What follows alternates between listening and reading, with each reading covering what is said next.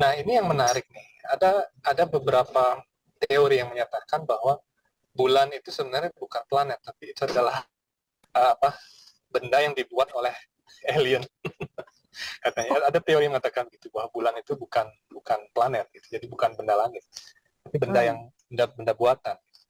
Nah, kalau di Veda dijelaskan bahwa 9 planet ini uh, itu adalah kendaraan, dan dia juga ada sebuah ratha atau kereta juga. Khususnya bulan ya.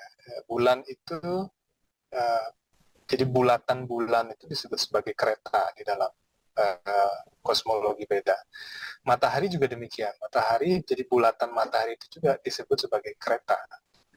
Sehingga itu dia berfungsi sebagai planet juga dan juga kendaraan juga ya.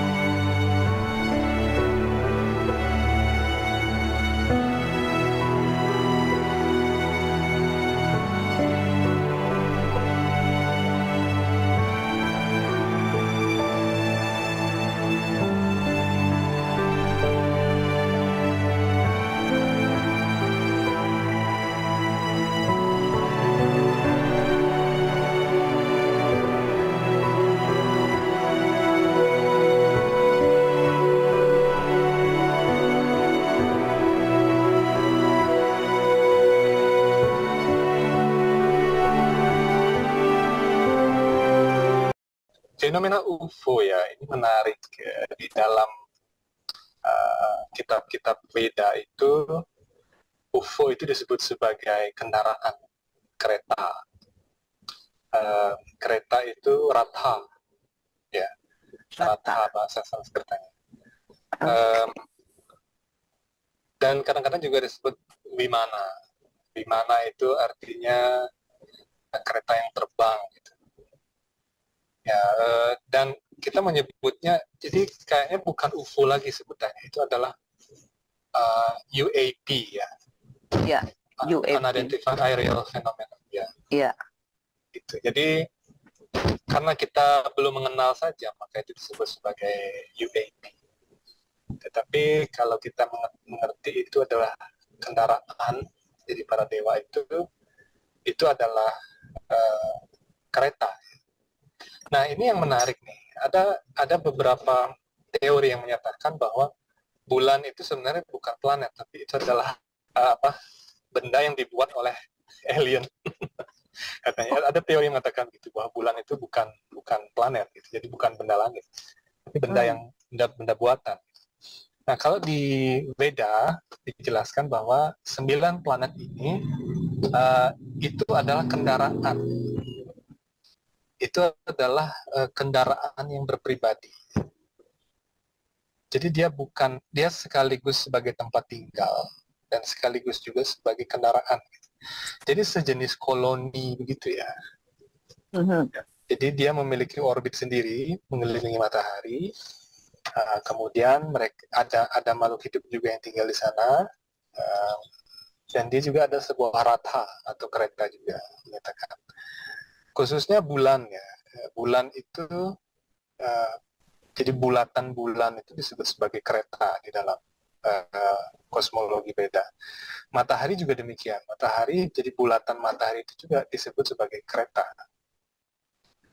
Sehingga itu dia berfungsi sebagai planet juga dan juga kendaraan juga ya. Gitu. Jadi definisi dari kendaraan itu di dalam kosmologi Veda itu tidak hanya suatu benda yang berfungsi sebagai pemindah dari satu tempat ke tempat lain, tapi juga sebagai tempat tinggal. Gitu.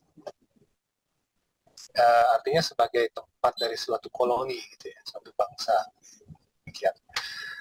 Kalau kita bicara mengenai Wimana, jadi kebetulan saya tidak mendalami sejauh itu di dalam bidang Wimana ini. Mungkin ada teman-teman yang lebih ahli nanti yang memang meneliti teks-teks mengenai Wimana. Tapi yang saya pernah baca dari teks-teks Purana adalah bahwa ada perbedaan antara Wimana yang dikendarai oleh para dewa dan para asura. Kalau para asura itu biasanya Wimananya terbuat dari logam.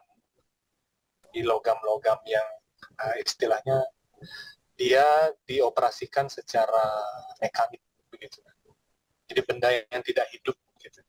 Tetapi kalau para dewa itu mereka memiliki Wimana yang terbuat dari unsur-unsur biologis. Seperti misalnya kendaraannya, ada yang mengatakan itu kendaraannya bunga teratai, kendaraannya berupa angsa atau burung-burung dan sebagainya. Itu adalah kendaraan dari para dewa yang bersifat biologis. Dan di dalam teks-teks Weda sendiri ada kendaraan Dewa Surya misalnya, itu adalah kuda.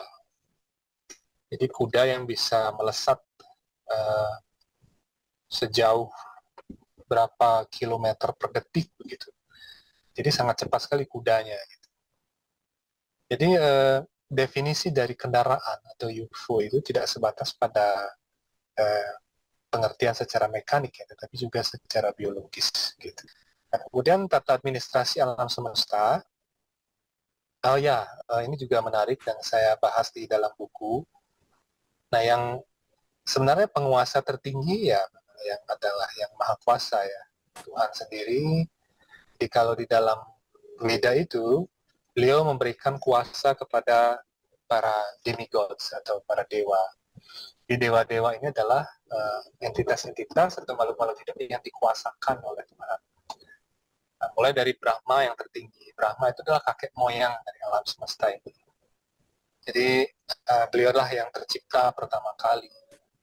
Baru kemudian diikuti oleh para Manu adalah leluhur dari spesies manusia, baik yang ada di bumi ini maupun di bumi-bumi yang lain di seluruh Bumandala. Kemudian ada Rajapati. Rajapati adalah leluhur dari para dewa, dan para pohon, binatang, dan sebagainya. Makanya kalau di Hindu kita percaya bahwa setiap makhluk itu pasti ada dewanya.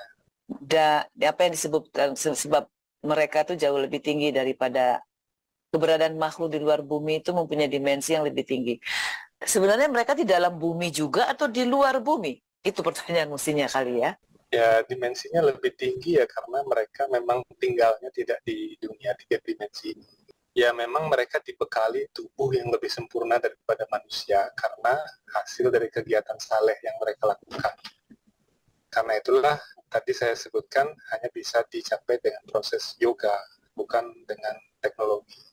Itu maksudnya itu melibatkan juga kesalehan-kesalehan apa yang telah dia lakukan selama hidupnya sekarang, itu akan menentukan kualitas badannya di kehidupan selanjutnya. Hanya itu yang bisa membuat dia berpindah di dimensi itu. Itu secara simpel.